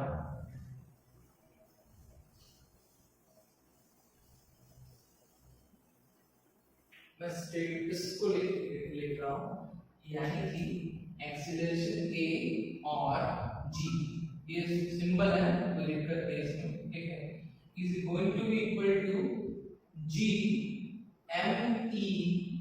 अपॉन r स्क्वायर, ठीक है, g me upon r square. अब जरा इस क्वेश्चन को ध्यान से देखो, इसमें जिस बॉडी पर हमने जिस बॉडी पर एक्सप्रेशन निकाला है, याद वो अर्थ के बगल में यहाँ पे छोटी सी बॉडी थी m1, हमने इसके ऊपर एक्सप्रेशन निकाला है ना, फोर्स डिवाइडेड बाय जिसका मास उसका एक्सप्रेशन आ जाएगा। तुम ध्यान से देखो तो उसमें कहीं भी m1 टर्म नहीं आ रहा है, क्या आ रहा है, ग्रेविटेशनल कांस्टेंट, इसकी वैल्यू फिक्स है, मास ऑफ अर्थ इसकी वैल्यू फिक्स है, रेडियस ऑफ अर्थ इसकी, सरफेस पे इसकी वैल्यू फिक्स है। मतलब m1 का मास भी आया ही नहीं, कैंसिल आउट हो गया। देखो m1 यहाँ पे कैंसिल आउट हो गया ना, m1 यहाँ पे कैंसिल आउट हो गया। तो मतलब सर अगर m1 की जगह पे हम लोग m2 ले लेंगे तो क्या होगा, तो m2 ले लोगे तो क्या हो जाएगा, हम समान में फिर से लेता हूं m2, तो फोर्स कितना हो जाएगा, मास ऑफ अर्थ यहाँ पे मैंने क्या ले लिया, इस बार यहाँ ले लिया m2 को, यहाँ ले लिया m2, तो इनके सेंटर से सेंटर के बीच में फोर्स लगेगा, फोर्स कितना लगेगा g, एक का मास ऑफ अर्थ, दूसरा मास m2 upon unit distance r², ये हो गया फोर्स। ये फोर्स इस पे लग रहा है, इस पर लग रहा है, इस पर लग रहा है, दोनों पे लग रहा है। सर इसका एक्सेलरेशन निकालना है, तो जिस पे फोर्स लगेगा उसका उस पे लगने वाला फोर्स डिवाइडेड बाय उसका मास m2। यहां देखो यहां से m2 m2 कैंसिल हो जा रहा है। मतलब सर बार-बार जो है मैं देख रहा हूं कि जो भी बॉडी का मास है वो कैंसिल हो जा रहा है। मतलब अगर बार-बार जो हमारे क्वेश्चन आ क्या आ रही है, हमारी क्वेश्चन आ रही है g mass of earth upon r²। जो दूसरा मास था, जो यहाँ पे मास लिखा करते थे, वो मास जो है यहाँ पर कैंसिल आउट हो जा रहा है। कैंसिल आउट होने का मतलब समझते हो फिर इसमें क्या होता है, कैंसिल आउट हो जा रहा है मतलब कि जब तुम्हारी क्वेश्चन में वो आ ही नहीं रहा है तो मतलब उस पर डिपेंड ही नहीं कर रहा है। मतलब अगर तुमने 4 किलो को सामान रखा, तुमने 40 किलो को सामान रखा, तुमने 400 किलो का सामान रखा है, तुमने 4000 किलो का सामान रखा, इन सब का मास जो है कैंसिल हो जा रहा है आपस में। मतलब इस फॉर्मूले में मास में यहाँ नहीं रहा है, मतलब इन सब पर जो है एक्सेलरेशन कितना लगेगा, सेम लगेगा। अगर वो सब के सब जमीन पर रखे हुए हैं, ठीक है, तो सब पर ग्रेविटेशनल फोर्स अलग हो जाएगा, क्योंकि भाई ग्रेविटेशनल फोर्स का फॉर्मूला क्या होता है, g m1 m2 upon r²। दोनों का मास लगता है, मास ऑफ अर्थ भी लगता है, मास ऑफ बॉडी भी लगता है, तो वहां पे सबका मास अलग अलग है तो ग्रेविटेशनल फोर्स अलग आएगा। लेकिन अगर एक्सेलरेशन देखो तो एक्सेलरेशन ड्यू टू ग्रेविटी में मास से डिवाइड करते हैं, फोर्स अपॉन मास डिवाइड करते हैं, तो मास कैंसिल हो जा रहा है। मतलब किसी का मास हम लोग फॉर्मूले में लिख ही नहीं रहे। जैसे मैं आपको बोलूं कि मान लो कोई फॉर्मूला है, प्रेशर का फॉर्मूला होता है pressure equal to force upon area, ठीक है, और मैं आपको बोलूं कि यार एक ऑब्जेक्ट है लाल कलर की, एक ऑब्जेक्ट है पीले कलर की, दोनों का फोर्स सेम है, एरिया सेम है, बताओ प्रेशर अलग अलग ग्रुपों पे नहीं होगा। तो बोलोगे अलग अलग क्यों होगा, जब फोर्स सेम है, एरिया सेम है, जो फॉर्मूले में चीजें आ रही है वो सेम है, तो प्रेशर सेम होगा, कलर से कोई दिक्कत ही नहीं है, फॉर्मूले में कलर थोड़े आ रहा है। तो वैसे ही सिमिलर यहाँ फॉर्मूले में कोई बॉडी का मास थोड़े आ रहा है, तो जब मास ही नहीं आ रहा है तो उसका इस्तेमाल भी नहीं करेंगे, और जब इस्तेमाल ही नहीं करेंगे तो हर एक बॉडी के लिए चाहे जैसा भी मास का हो उस पर एक्सेलरेशन ड्यू टू ग्रेविटी क्या होगी, सेम होगी, ठीक है। तो ये बात मैं आपको समझाना चाह रहा हूं। This is the formula, this is the formula for the acceleration of gravity, ठीक है, एक्सेलरेशन ऑफ ग्रेविटी। यहाँ पे जो ये मैं फिर से लिखता हूं, a is equal to acceleration due to gravity और g is equal to g capital G mass of earth. अगर देखो एक्सेलरेशन ड्यू टू ग्रेविटी, अगर उसमें हमारा प्लैनेट अर्थ है तो अर्थ का मास डालेंगे, मून है तो मून का मास डालेंगे, and what is r, r is the distance of body from the surface, ठीक है, फ्रॉम द सरफेस। अब देखो ये जो इसमें जो g की वैल्यू है ये तो फिक्स है, तो कांस्टेंट यूनिवर्सल कांस्टेंट तो बदलेगी नहीं। मास ऑफ अर्थ, अगर आप अर्थ पे हो, अर्थ के आसपास हो, तो ये भी नहीं बदलने वाला, जो ये r है वो बदलता है, ठीक है, r। अगर आप सरफेस पे खड़े हो तो सेंटर सरफेस की दूरी अलग होगी, ये समझो यार। इस मान लो ये मेरी अर्थ है, अगर मैं यहाँ पे हूँ तो सेंटर की दूरी ये होगी, अगर मैं थोड़ा सा ऊपर चला गया तो मेरी सेंटर की दूरी ये होगी, अगर मैं और ऊपर चला गया तो मेरी सेंटर की दूरी ये होगी। तो देख रहे हो ना, हर बार जो ये r की वैल्यू है, r is not the radius. ये बच्चे बहुत गलती करते हैं, उनको लगता है r is the radius of earth, ना, r is the distance between the two masses, जो हमने बेसिक पढ़ा था ग्रेविटेशन का, g(m1 m2) upon r square. यहाँ पे r क्या होता है, ये दो बॉडीज के बीच में डिस्टेंस होती थी ना, तो यहाँ पर ये बॉडी यहाँ पे इसका सेंटर यहाँ पे, तो ये डिस्टेंस ये हो गई, r हो गया। यहाँ पर ये बॉडी यहाँ पर है, बॉडी एक सेंटर यहाँ पे, तो डिस्टेंस क्या हो गया, r + h हो गया, h1 हो गया। यहाँ पे सेंटर यहाँ पे दूसरी बॉडी यहाँ पे, तो ये क्या हो गया H2 हो गया। तो डिस्टेंस क्या हो जाएगा, पहले वाले केस में R होगा, दूसरे वाले केस में R प्लस H1 होगा, तीसरे वाले केस में R प्लस H2 होगा, ठीक है। तो इस तरीके से जो डिस्टेंस है वो अलग अलग आएगा। तो ये जो चीज है वो डिस्टेंस है, ये चीज जो है मास है, ग्रेविटेशनल कांस्टेंट है। तो फॉर्मूला याद रखो, ग्रेविटेशनल फॉर्मूला को याद हो कहता है F = g/m² acceleration due to gravitational force और acceleration due to gravity is equal to gm/r²। वो वाला जो मास जिस बॉडी पे लग रहा है वो तो कैंसिल आउट हो जाता है, ठीक है, इसलिए सबके लिए सिमिलर रहता है। तो m तो कैंसिल हो गया, फॉर्मूला क्या है gm/r, g mass of earth upon r², where r is the distance from the center of earth to the body। अगर बॉडी सरफेस के ऊपर गई तो वो r की वैल्यू तुम 64 किलोमीटर नहीं रखोगे, ठीक है, क्योंकि वो डिस्टेंस बढ़ गया या बॉडी अंदर जाती है 64 किलोमीटर नहीं रखोगे, तब कम हो जाएगा। तो अलग अलग r की वैल्यू हो सकती है। तो आपसे क्वेश्चन भी कई बार पूछता है वो, ठीक है, कई बार से क्वेश्चन पूछता भी है कि ये बताओ कि मान लो सपोज एक बॉडी जो है वो सरफेस पे रखी है और एक बॉडी जो है वो अर्थ की सरफेस से 40 किलोमीटर ऊपर रखी है, ठीक है, समझना। तो बताओ कि दोनों में ग्रेविटी सेम रहेगी क्या? बच्चों को लगता है कि ग्रेविटी सर क्या, ग्रेविटी मतलब समझते नहीं ग्रेविटी को, एक्सेलरेशन ड्यू टू ग्रेविटी होता क्या है। अब तुम समझ जाओगे sir acceleration due to gravity मतलब ग्रेविटी से एक फोर्स है, ग्रेविटेशनल फोर्स, कुछ और नहीं है, फोर्स है। और कब ग्रेविटी बोलते हैं, जब सर कोई चीज एक दोनों में से मास में से कोई एक चीज या तो अर्थ हो या तो कोई सेलेस्टियल बॉडी हो। अच्छा, चलिए, तो acceleration due to gravity force की वजह से एक्सेलरेशन निकालना चाहिए, तो जो फोर्स लग रहा है डिवाइडेड मास, तो मास का कैंसिल आउट हो गया, मतलब सर वो मास वो 100 किलो का बोल रहा हो 400 किलो का, सब फर्क नहीं पड़ता। लेकिन सर जो फॉर्मूला आता है ग्रेविटी का वो आता है gm/r², small g = capital G m/r², ठीक है। सर वहां पर r की वैल्यू, मास एक्चुअली सर अर्थ का सेम रहेगा, सबके लिए सेम रहेगा, चाहे वो 40 किलो का वो चीज ऊपर पहुंच 400, उससे अर्थ का मास नहीं बदलेगा। लेकिन सर जो r है वो बदल रहा है। अगर कोई चीज सरफेस पर रखी हुई है सर, तो वहां पे r कम आएगा। कोई चीज पर हाइट चली गई तो वहां पे सरफेस से लेकर ऊपर तक जोड़ेंगे तो r अलग आएगा। सर जब r ही बदल गया है सर, तो ग्रेविटी बदलेगी नहीं बदलेगी, एक्सेलरेशन बदलेगा, तो बिल्कुल से अलग अलग आएगा। तो ये चीज समझ में आए, ठीक है।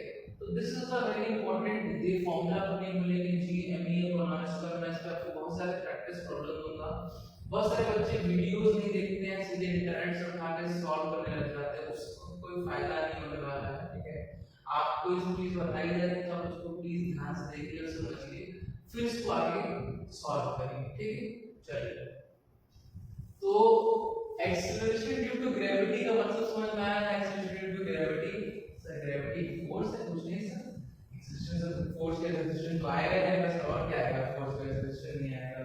तो सर एक्सेलरेशन अगर हम लोग ग्रेविटेशनल फोर्स की बात करें तो उसको g से रिप्रेजेंट कर देते हैं सर, और कोई फर्क नहीं है सर, ठीक है। तो स्मॉल g, जब भी तुम्हें अब कहीं स्मॉल g दिखे तो समझ जाना कि भाई कुछ नहीं, एक्सेलरेशन है, एक्सेलरेशन को इससे रिप्रेजेंट कर रहे हैं। और ये तब रिप्रेजेंट करते हैं जब हमारा फोर्स कौन सा होता है, ग्रेविटेशनल फोर्स होता है, ठीक है। ग्रेविटेशनल फोर्स जब इस्तेमाल हो तो उसको लोग एक्सेलरेशन को g से रिप्रेजेंट कर देते हैं। कोई और फोर्स मान लो मस्कुलर फोर्स, फ्रिक्शन फोर्स, ठीक है, मैकेनिकल फोर्स, ऐसा कुछ फोर्स होता है तो हम उसको a से, एक्सेलरेशन उसको a से रिप्रेजेंट करते हैं। लेकिन जब एक ग्रेविटेशनल फोर्स आता है तो उसको g से रिप्रेजेंट करते हैं, ताकि हम समझ पाएं कि ग्रेविटेशनल फोर्स की वजह से ये एक्सेलरेशन हो रहा है, ठीक है। बस ये रहता है। चलो, अब जो अगला टॉपिक है हमारा, जैसे कि मैंने आपको बताया, इसका नाम है वेरिएशन in ये पूरा चीज, acceleration due to gravity, variation in acceleration due to gravity। तो पहले तो sir acceleration due to gravity हम समझ गए क्या होता है कि ग्रेविटी फोर्स है सर, यानी कि ग्रेविटेशनल फोर्स की वजह से सर जब एक्सेलरेशन आएगा उसकी बात कर रहे हैं सर। फार्मूला आपको अच्छे से पता है ग्रेविटी का, acceleration due to gravity, acceleration due to gravity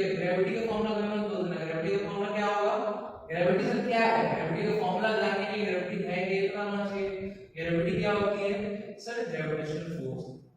कब ग्रेविटी बोलते हैं सर जब दो मासेस होते हैं ना F=m1 sorry Gm1 m2 upon r square, तो सर उसमें से कोई एक मास जो है हमारा अर्थ या फिर मून या फिर जुपिटर कुछ हो जाएगा, तो उसको हम लोग उसी ग्रेविटेशनल फोर्स को हम लोग क्या बोल सकते हैं ग्रेविटी बोल सकते हैं। ठीक है तो सर ये क्या है एक्सेलरेशन ड्यू टू ग्रेविटी है।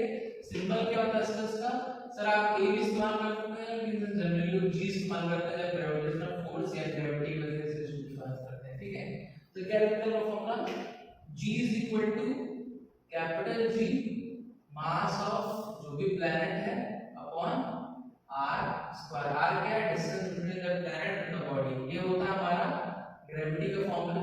ठीक है अर्थ के सरफेस पर ग्रेविटी का फॉर्मूला कितना है, ग्रेविटी कितनी है एट अर्थ सरफेस कितनी है बता आपको 9.8 मीटर पर सेकंड स्क्वायर। तो यूनिट से तो समझ में आ रहा है कि यूनिट किसकी यूनिट है मीटर पर सेकंड स्क्वायर किसकी यूनिट है एक्सेलरेशन की यूनिट है। यानी कि सर ये g जो है एक्सेलरेशन की है, मैं बोला ही आपको a और g में कोई फर्क नहीं है, बस फर्क इतना है कि वो ग्रेविटेशनल फोर्स की वजह से बनता है तो g से बोल देते हैं, बाकी वो एक्सेलरेशन नहीं है। तो अर्थ सरफेस पे इतनी है। ठीक है अब हम लोग क्या स्टडी करने वाले हैं variation in acceleration due to gravity, कि एक्सेलरेशन ड्यू टू ग्रेविटी में वेरिएशन कैसे कैसे आता है। ठीक है देखो इधर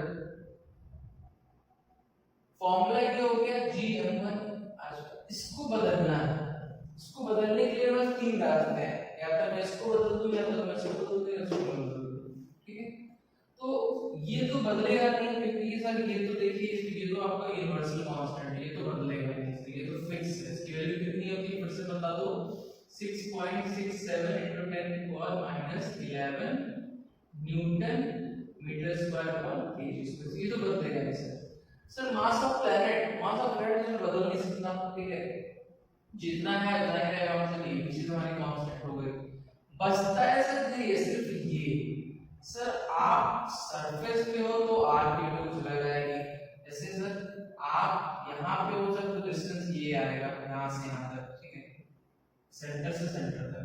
सर अगर आप यहाँ पे हो सर तो डिस्टेंस ये r प्लस सर जो यहाँ पे है h, यानी कि कितना आएगा सर r प्लस h आएगा डिस्टेंस। सर अगर आप यहाँ पे चले गए सर तो क्या आएगा r h1 प्लस h2 आएगा सर। मतलब सर ये जो वैल्यू है कभी हम लोग r इस्तेमाल करेंगे सरफेस पे होगा, r प्लस इस्तेमाल करेंगे h हाइट पे होगा, r h1 प्लस h2 है और हाइट पे होगा, तो मतलब ये इस्तेमाल कर सकते हैं। मतलब ये जो है हमारा बदल सकता है, जिसकी वजह से इसी की वजह से जो है हमारे ग्रेविटी में परिवर्तन आएगा, gravity acceleration due to gravity में हमारे परिवर्तन आएगा। बाकी सर और कोई रास्ता तो नहीं नजर आ रहा है क्योंकि सब कुछ तो कांस्टेंट रहेगा। तो मैंने बोला बात तो सही है। अब बताओ ये कब परिवर्तन होगा, तो इसके देखो तीन केस है special. Acceleration due to gravity जो है तीन तरह से बदलती है आपके 10th के लेवल पे। ठीक है हम लोग को तीनों चीजें स्टडी करना है। ये समझ में आ गया ना कि एक्सेलरेशन ड्यू टू ग्रेविटी जो है वो बदलेगी क्यों, सिर्फ और सिर्फ r की वजह से बदलेगी क्योंकि g भी कांस्टेंट रहेगा m भी कांस्टेंट रहेगा। अब हमें देखना है कि r कैसे बदलता है। जैसे मैं एग्जांपल देता हूं, पहला केस देता हूं। पहला जो टॉपिक हम लोग पढ़ते हैं variation of acceleration due to gravity में, उसका नाम है due to shape of earth. Due to shape of earth.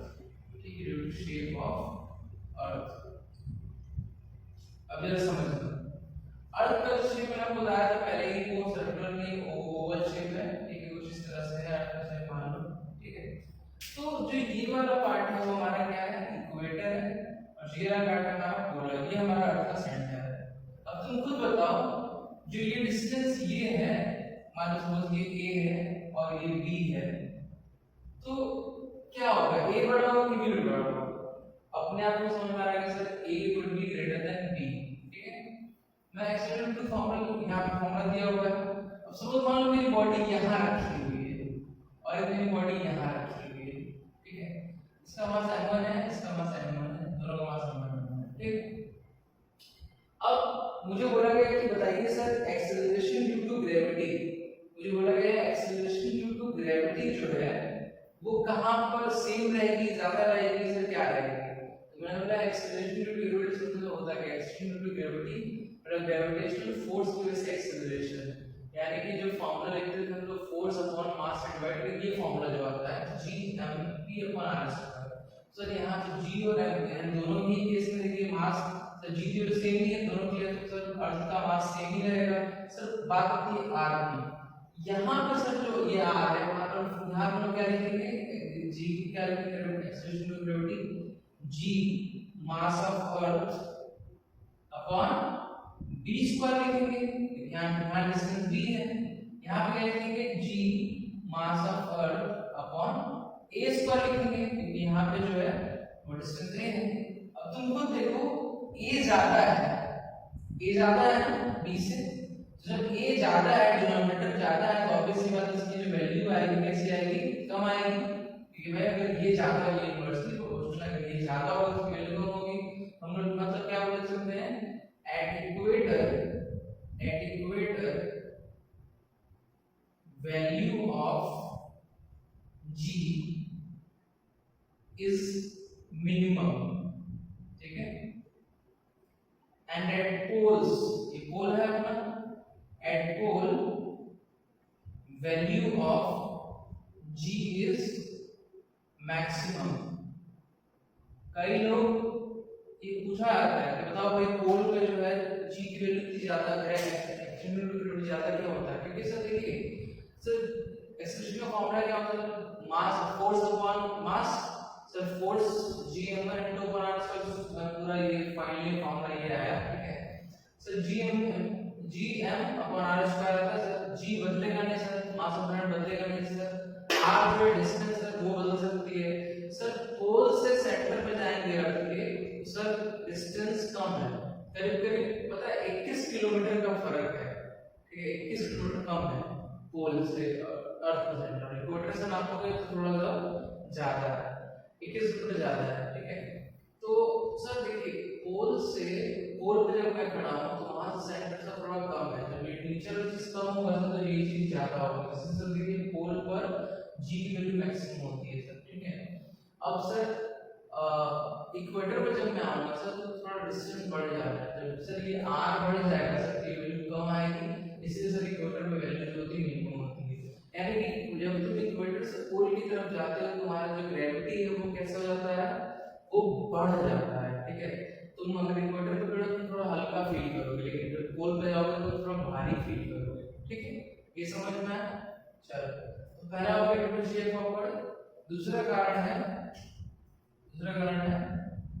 Due to height. अब मान लो जैसे अभी मैंने यहाँ एग्जांपल दिया है, ये मेरा अर्थ है, अब मैं यहाँ पे m1 मास का हूँ, थोड़ी देर बाद मैं यहाँ चला गया m1 मास के साथ, थोड़ी देर में यहाँ चला गया।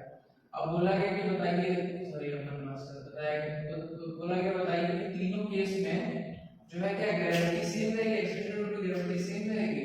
मैंने कहा सर देखिए एक्सेलरेशन ड्यू टू ग्रेविटी जो है एक्सेलरेशन ड्यू टू ग्रेविटी जो है सर वो का फॉर्मूला ये होता है gm upon r square. g तो देखिए यूनिवर्सल कौन सा सेम रहेगा सर, m जो है मास ऑफ प्लैनेट सर हर समय सेम ही है, तीनों चीज के लिए सेम ही है, लेकिन सर जो r है वो सर बदल रहा है, बस यही चीज बदलती है सर, बाकी सब कुछ सेम ही रहता है, बार बार हम लोग उसी पे फोकस करना है जब भी कोई बोले एक्सेलरेशन ड्यू टू ग्रेविटी, ठीक है। सर ये देखिए ये जो चीज है वो हमारी सिर्फ और सिर्फ डिस्टेंस पे डिपेंड करती है, जो g है वो डिस्टेंस पे डिपेंड करता है। यहाँ पर देखिए सिर्फ डिस्टेंस इतनी है, यहाँ पर डिस्टेंस इतनी है और वहां पर डिस्टेंस इतनी है, तो यहाँ पे डिस्टेंस कम है तो सर डिस्टेंस कम तो ग्रेविटी ज्यादा, सर यहाँ पे g जो होगा वो मैक्सिमम होगा, यहाँ पे सर g जो होगा वो मिड में होगा, यहाँ पे सर g जो होगा वो सबसे मिनिमम होगा, मतलब हम जितना ऊपर जाते जाएंगे उतना हमारी ग्रेविटी जो है कम होती जा रही है, एक्सेलरेशन ड्यू टू ग्रेविटी जो है कम होती जा रही है। क्यों? क्योंकि सर वो हाइट डिस्टेंस जो है वो बढ़ता जा रहा है, तो डिस्टेंस डिस्टेंस बढ़ता जा रहा है सर, जिसकी वजह से ये बढ़ता जा रहा है, इसकी वजह से ये हमारी वैल्यू जो है कम होती जा रही है। यानी कि सर हम लोग बहुत ऊपर चले जाए तो हमारा ग्रेविटी जीरो हो जाएगा, acceleration due to gravity zero हो जाएगा, बिल्कुल हो जाएगा। स्पेस में आते यही तो होता है, कभी हम बिल्कुल फ्री मूव करते हैं क्योंकि वहां पर डिस्टेंस इतनी बढ़ चुकी है ये आर की वैल्यू इतनी बढ़ चुकी है कि जी की वैल्यू बहुत कम हो गई, हम लोग को एक्सेलरेशन लग रहा है, हम जिधर मन करे उधर जा सकते हैं। अभी मैं उनको नीचे छोड़ता हूँ, एक्सेलरेशन बढ़िया है, इधर नीचे की तरफ खींच रहा है, लेकिन वहां पे क्या इतना कम हो जाता है तुम जिधर मन करे उधर जा सकते हो। बात समझ में आई? तो मतलब क्या है, वेरिएशन इन ग्रेविटी क्या होता है, कैसा होता है वेरिएशन इन ग्रेविटी, जब हम इक्वेटर पे हैं और पोल पे हैं, सिर्फ एक ही चीज से बदलेगा, वो है आर, डिस्टेंस। पहले बात दिमाग में क्लियर कर लो कि ना तो कैपिटल जी की वैल्यू बदलती नहीं है, एम बदलता नहीं है, उसमें चीज बदलेगा वो है बस कि जो बॉडी है और जो प्लैनेट है उनके बीच में दूरी कितनी है, उस पर डिपेंड करता है पूरी तरह से एक्सेलरेशन ऑफ ग्रेविटी। जब हम पोल पे खड़े हैं तो दूरी कम है, जब हम इक्वेटर पे खड़े दूरी ज्यादा है, जब दूरी कम है तो जी की वैल्यू ज्यादा आएगी, जब दूरी ज्यादा है तो जी की वैल्यू कम आएगी। ऊपर जा रहे हैं दूरी बढ़ाते जा रहे हैं, बढ़ाते जा रहे हैं, बढ़ाते जा रहे हैं, तो जो जी की वैल्यू है वो कैसी आएगी, कम होती जाएगी, कम होती जाएगी, कम होती जाएगी, और बिल्कुल ऊपर निकलेंगे तो वहां ग्रेविटी जीरो हो जाएगी, हम लोग फ्री स्पेस में ट्रैवल करेंगे, जैसे हम लोग करते हैं। ठीक है, चलो दूसरा हो गया डिवाइड करो तो क्या बोल सकते हैं, with increase in height, with increase in height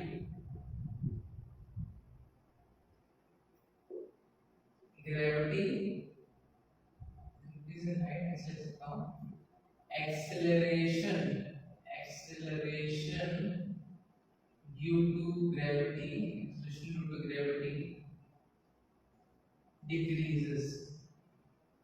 ठीक है, अब तीसरा केस जो है वो बच्चों को थोड़ा कंफ्यूज करता है। तीसरा केस कंफ्यूज क्या करता है, see when we go inside the earth,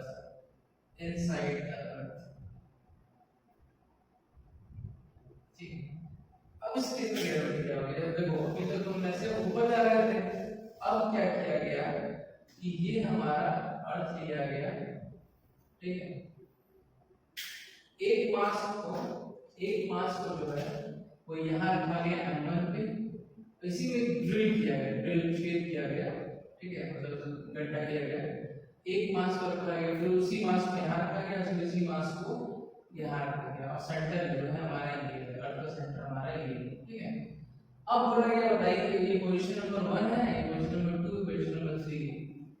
अब बोला गया बताइए ग्रेविटी पे क्या असर पड़ेगा। तो लोगों ने देखा कि यार अब तो सर पहले तो ये हमारा यहाँ पे जो हमारा आर्म था, पहले केस में ये हमारा आर था, दूसरे केस में थोड़ा सा आर कम हुआ, ये आर मैक्स है, ये आर थोड़ा मिनिमम है, यहाँ पे आर और कम हो गया। सर देखिए एक ही चीज पर डिपेंड करता है आर पे, सर यहाँ पे आर सबसे ज्यादा है, सर तो ग्रेविटी सबसे ज्यादा यहाँ होनी चाहिए, सबसे कम यहाँ होनी चाहिए, फिर सब ग्रेविटी और बढ़ेगी, फिर और बढ़ेगी, सर ऐसे बढ़ती चली जानी चाहिए। पर होता ठीक उसका उल्टा है, जैसे ग्रेविटी ऊपर जाने पे कम होती है, वैसे जमीन के अंदर जाने पे ग्रेविटी कम होती चली जाती है, और सेंटर पे ग्रेविटी बिल्कुल जीरो जाती है। मतलब आप अर्थ के सेंटर पे जब आओगे तो आप वही फील करोगे जो स्पेस में फील करते हो, बिल्कुल फ्री, कोई ग्रेविटी लगती है। ध्यान देना इस बात को, क्या बोला मैंने, जिस तरह से ऊपर जाने में ग्रेविटी कम होती है, उस तरह जमीन से नीचे आने में ग्रेविटी कम होती है। मतलब जो ग्रेविटी है सबसे मैक्सिमम सरफेस पे ही है, ऊपर जाओगे तो भी कम होगी, नीचे जाओगे तो भी कम होगी। लेकिन सर समझ में तो मतलब लॉजिकल तो देखा जाए तो उल्टा हो रहा है। तो जब हम अंदर जा रहे हैं तो हमारा रेडियस जो है, मतलब जो डिस्टेंस है वो कम होता जा रहा है, ये डिस्टेंस कम होगा तो ग्रेविटी बढ़ जानी चाहिए, बिल्कुल सही सोच रहे हो। लेकिन वहां पर तुम अंदर जाते हो ना, ये हालांकि आपके सिलेबस से बहुत ऊपर की चीज, 12th में आपको 11th में आपको समझाया जाएगा एग्जैक्टली क्यों ऐसा होता है, लेकिन फिलहाल के तुम समझ लो, तुम इतने समझदार हो समझ सकते हो। देखो जब तुम अंदर जा रहे हो ना, ध्यान देना, जब तुम अंदर जा रहे हो, ठीक है, तो अभी यहाँ पे तुम सपोज थे तो ये पूरा का पूरा मास तुम पर जो है फोर्स लगा रहा है कि तुम अंदर आ जाओ। जब तुम यहाँ पर हो, यहाँ पर जब तुम पहुंचते हो इस वाले पॉइंट पे, तो सिर्फ इतना जो मास है वो तुम पे फोर्स लगा, तुम अंदर जाओ, बाकी जो ये बाहर के जो मासेस हैं वो तुम क्या कर रहे हैं, तुमको बोल रहे हैं तुम वहीं रहोगे। देखो हर मास दूसरे मास को अपनी तरफ अट्रैक्ट करता है, ठीक है, जब कोई चीज यहाँ पे रखी हुई है वो उसकी तरफ अट्रैक्ट कर रही है, पूरा मास को अपनी तरफ अट्रैक्ट कर रहा है, ठीक है। जब हम लोग यहाँ पे सरफेस पे हैं तो ये पूरा का पूरा मास को अपनी तरफ अट्रैक्ट कर, लेकिन हम लोग थोड़ा अंदर आते हैं, यहाँ पे आ जाते हैं, ठीक है। तो जो ये वाला पूरा मास है जो यहाँ पॉइंट से अंदर पड़ रहा है, ये मास इसको अपनी तरफ अट्रैक्ट कर रहा है, लेकिन ये बाहर वाली मास है, ये जो जितना मास बच रहा है सर्कुलर पार्ट में, ये वाला मास ये क्या कर रहा है, इसको बाहर की तरफ अट्रैक्ट कर रहा है, इसके ऊपर एक बाहर की तरफ फोर्स लग रहा है, एक अंदर की तरफ फोर्स लग रहा है। तो यहाँ पे ये भी वेरी करने लग जाता है, जो इफेक्टिव मास ऑफ प्लैनेट का वो वेरी करने लग जाता है, इफेक्टिव मास ऑफ प्लैनेट, ठीक है। जिसकी वजह से जो है वो हमारी ग्रेविटी नीचे जाने पे कम होने लग जाती है। तो फिलहाल आप बस इतना समझ लो, कोई पूछे कि ऐसा क्यों हो रहा है तो बोल देना कि सर देखिए आपकी बात बिल्कुल सही है, नीचे जाने पे हमारा डिस्टेंस जो है वो कम होता जाएगा, जिसकी वजह से ग्रेविटी बढ़नी चाहिए। लेकिन साथ में सर नीचे आने पे क्या हो रहा है, इफेक्टिव मास ऑफ प्लैनेट का जो एक्चुअली में हम पे फोर्स लगा रहा था, पहले पूरा प्लैनेट का मास लगा रहा था फोर्स हम पे, लेकिन जब सर अंदर हम गए तो हम पे जितना मेरे नीचे मास बचा हुआ है बस वही मुझे फोर्स लगा रहा है, बाकी ऊपर वाला मुझे फोर्स लगा रहा है लेकिन वो उल्टी डायरेक्शन में फोर्स लगा रहा है, तो नेट फोर्स जो है कैंसिल आउट कर रहा है, जिसकी वजह से हम पर ग्रेविटी हमारे फोर्स ही कम हो गया है। जब फोर्स ही कम हो गया है तो एक्सेलरेशन तो ऑब्वियसली कम हो जाएगा ना, क्योंकि फोर्स की वजह से एक्सेलरेशन आता है, जब नेट फोर्स ही पे कम हो गया तो एक्सेलरेशन अपने आप कम हो जाएगा। इसलिए मुझे अब बिल्कुल जब तुम सेंटर में पहुंचोगे, बिल्कुल जब सेंटर में पहुंचोगे अर्थ के, ये बिल्कुल सेंटर में पहुंचोगे अर्थ के, तो देखो इफेक्टिव मास पूरा का पूरा जो मास है बॉडी का वो सब यहाँ पे तुम सारा मास बाहर हो गया, सब तुम पर बाहर की तरफ फोर्स लगा रहे हैं, और इसकी वजह से तुम पर नेट फोर्स कितना आ रहा है, नेट फोर्स कितना आ रहा है, सब कैंसिल हो जाएगा, नेट फोर्स कितना आ रहा है, नेट पे कितना आ रहा है, 0। जब फोर्स तुम पे 0 है तो एक्सेलरेशन कितना आएगा, 0। इसीलिए सेंटर में क्या होता है, एक्सेलरेशन 0 हो जाता है। बात समझ में आई क्या? तो ये वेरिएशंस को आपको ध्यान में रखना है कि gravity, acceleration due to gravity, जब हम लोग शेप की वजह से क्या होता है, पोल पे जाते हैं तो क्या होता है, पोल पे जाएंगे तो डिस्टेंस कम है, मास तो पूरा सरफेस पर तुम घूम रहे हो तो मास सेम रहेगा, ऊपर गए तभी मास सेम रहेगा, मास बदलता कब है प्लैनेट का, जब हम अंदर जाते हैं। तो वो तीसरा केस छोड़ दो, पहले केस पे आते हैं कि variation in acceleration due to gravity when we are moving at pole, pole पे है तो डिस्टेंस कम है, डिस्टेंस कम है तो gm सब कुछ सेम, नीचे का r कम है, r कम है तो g मतलब g मैक्सिमम होगा। इक्वेटर पे गए तो वहां पे सर r ज्यादा है, r ज्यादा तो सर g जो होगा हमारा मिनिमम होगा। ये हो गया पहला। दूसरा, जब ऊपर हाइट में आने लग गए तो मास तो उतना ही रहा, g उतना ही रहा, तो हाइट में डिस्टेंस बढ़ती है, डिस्टेंस बढ़ती जाएगी सर तो ग्रेविटी कम होती जाएगी, यानी कि जो एंगुलर मोमेंट हाइट जितना ऊपर जाओगे उतना ग्रेविटी तुम्हारी एक्सेलरेशन ड्यू टू ग्रेविटी जो तुम्हारी कम होती जाएगी, ठीक है।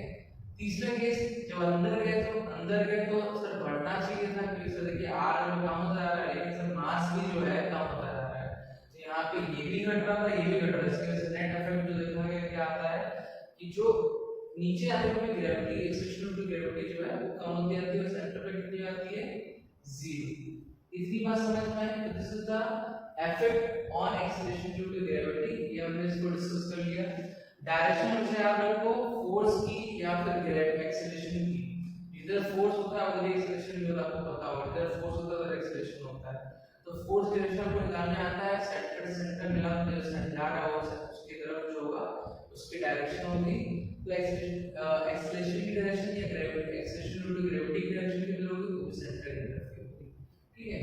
चलो थोड़ा सा g वर्सेस कैपिटल G के बीच में हम लोग बात कर लेते हैं, ठीक है, g वर्सेस कैपिटल G के बीच में बात कर लेते हैं।